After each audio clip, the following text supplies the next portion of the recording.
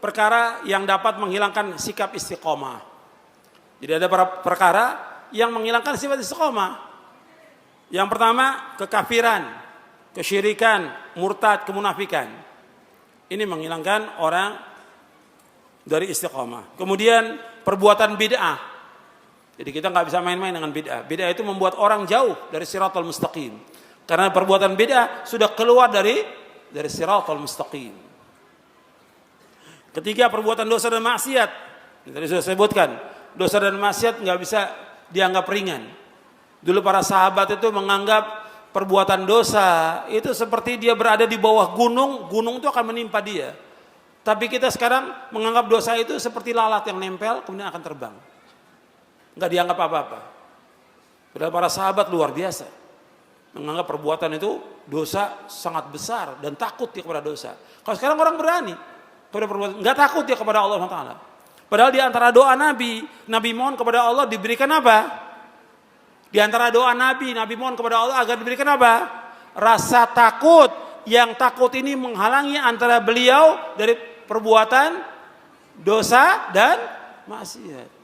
Allah maqsim lana min khasyatika ma tahulu bainana wa baina ma'asik. Ya Allah, berikanlah kepada kami rasa takut. Yang takut ini menghalangi kami dari berbuat maksiat kepadamu. Nabi minta kepada Allah rasa takut.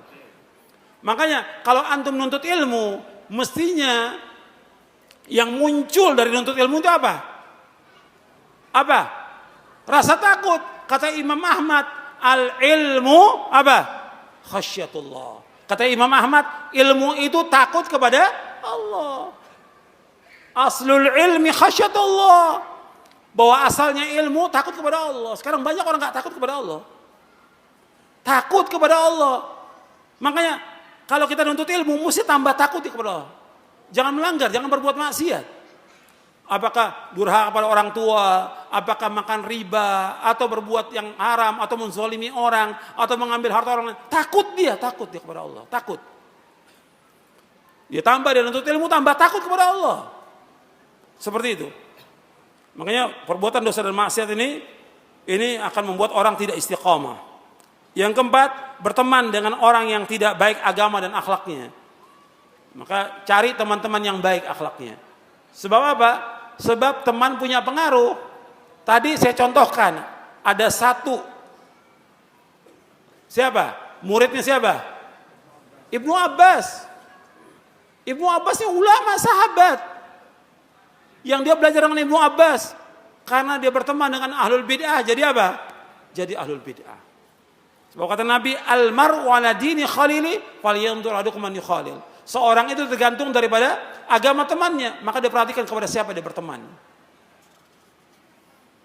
Kemudian yang kelima, yang merusak atau membuat kita tidak istiqomah, cinta dunia dan tamak kepada dunia. Ini yang terbanyak ini. Di samping yang tadi juga ini, banyak orang gak istiqomah karena dunia. Sibuk dengan dunia, tamak kepada dunia. Rezeki sudah diberikan oleh Allah. Kita wajib ikhtiar untuk mencari nafkah, mencari rezeki, wajib kita. Tapi sekedarnya. Ini enggak kita sibuk terus dari mulai pagi sampai sore sampai malam, terus seperti itu. Setiap hari habis waktu kita.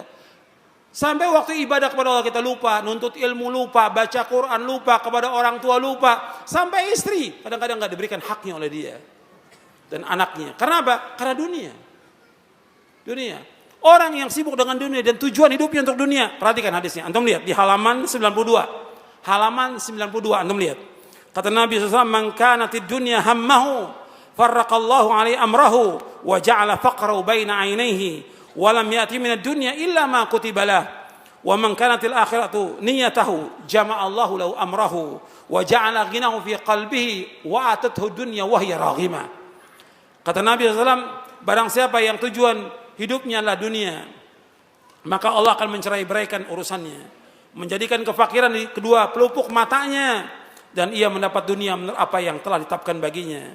Dan barang siapa yang niat tujuan hidupnya adalah negeri akhirat, Allah akan mengumpulkan urusannya, menjadikan kekayaan di hatinya, dan dunia akan mendatangi dalam keadaan menghina. Hadis sahih riwayat Ahmad, Ibnu Majah, Ibnu Hibban dan yang lainnya. Antum perhatikan di sini. Nabi menyebutkan di sini dua, barang siapa yang tujuan hidupnya dunia. Satu lagi, barang siapa yang tujuan hidupnya akhirat.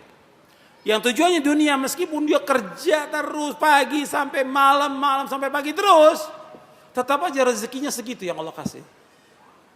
Tapi orang yang tujuannya akhirat, apa kata Nabi Muhammad SAW di sini? Allah kumpulkan urusannya, dimudahkan urusannya oleh Allah. Kemudian apa? Wa ja'ala ghinahu fi qalbihi. Allah berikan kekayaan dalam hatinya. Karena hakikat kekayaan yang sebenarnya kaya apa? Kaya hati. Bukan kaya harta.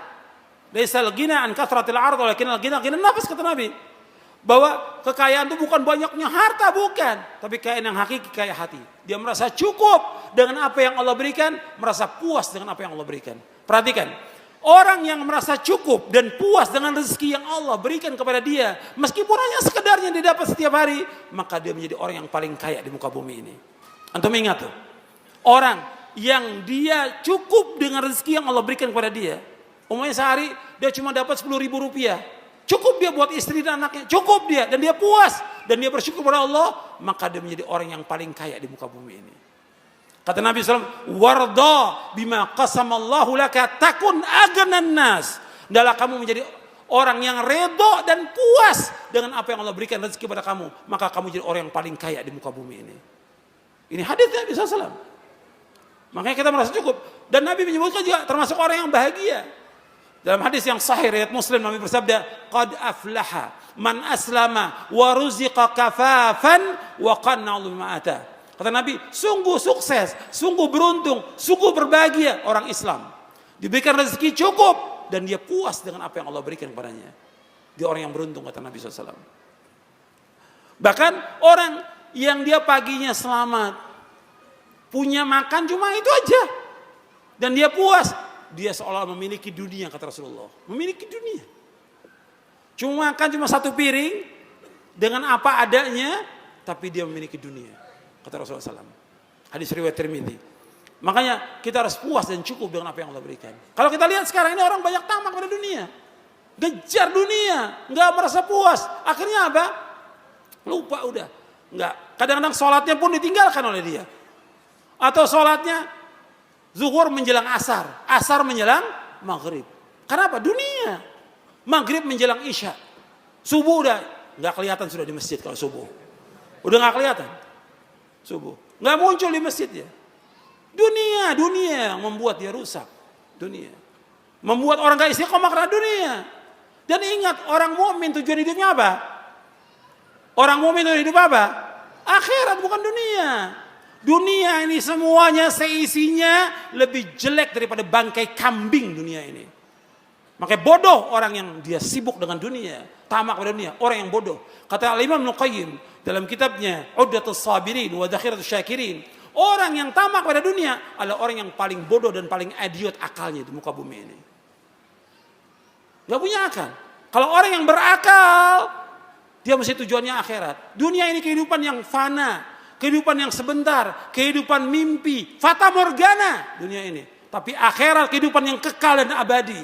Allah berikan rahmat di muka bumi ini berapa? Allah berikan rahmat di muka bumi berapa? Satu, yang 99 di mana? Di akhirat. Kalau orang yang nyari satu, akalnya nggak waras. Paham? Bapak Ibu paham ya? Yang dicari yang mana? Akhirat. Orang yang beriman yang cari akhirat. 99 rahmat Allah sediakan di sorga. Bukan yang satu rahmat. Yang satu rahmat Allah berikan kepada semuanya. Kepada orang kafir, orang fajir, munafik, manusia, binatang, semua diberikan satu rahmat oleh Allah. Tapi 99 untuk orang yang beriman nanti di sorga. Yang dicari orang beriman yang 99. Makanya kita harus istiqomah dalam agama ini. Yang kita cari akhirat bukan dunia. Dunia nggak ada arti apa-apa meskipun hanya seberat sayap nyamuk. Kemudian yang keenam yang membuat manusia ini rusak dan tidak istiqomah itu fitnah syahwat dan syubuhat. Syahwat dan syubuhat.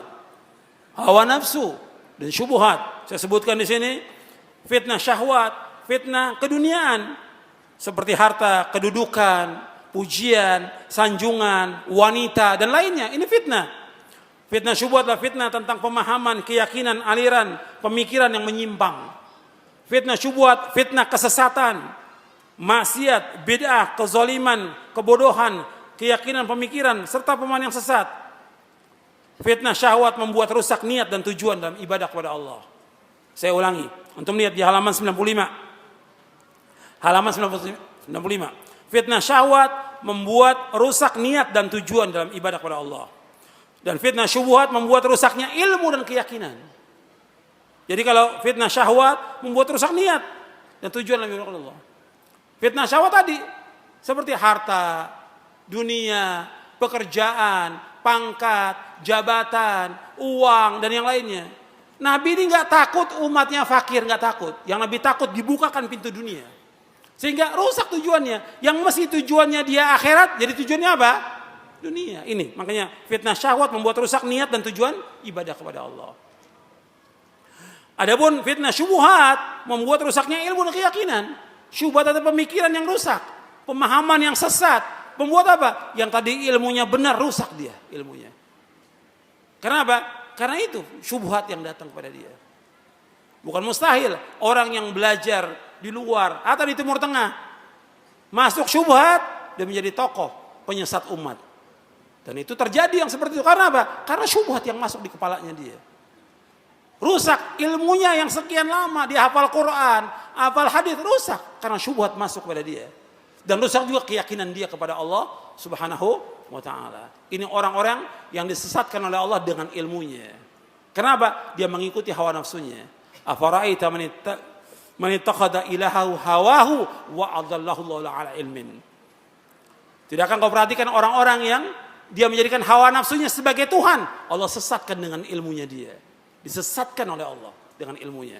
Makanya kita hati-hati bahwa kita belajar yang jelas Quran dan Sunnah ala fahmi salaf. Yakini ini, fahami dengan benar dan pegang teguh. Dan mohon kepada Allah istiqamah di atas jalan yang hak sampai kita diwafatkan oleh Allah. Yang paling mulia karamah itu tetapnya istiqamah. Makanya dikatakan oleh Syekhul Islam Ibnu Taimiyah, ghayatul karamah luzumul istiqamah. Ghayatul karamah luzumul istiqamah. Mulianya tujuan dari karamah, kemuliaan. Karena orang kan melihat karamah kan. Wali-wali itu punya karamah kata mereka. Wali punya karamah, kekeramatan. Kata Syekhul Islam, bukan itu tujuannya. Karamah yang sebenarnya bagaimana dia istiqamah sampai dia diwafatkan oleh Allah, istiqamah di atas tauhid, istiqamah di atas sunnah, istiqamah di atas manhaj salaf, istiqamah dalam dia mengikhlaskan ibadah kepada Allah, istiqamah dalam ketaatan, istiqamah dalam menjauhkan semua perbuatan maksiat. Saya pikir cukup sampai di sini, mudah-mudahan bermanfaat.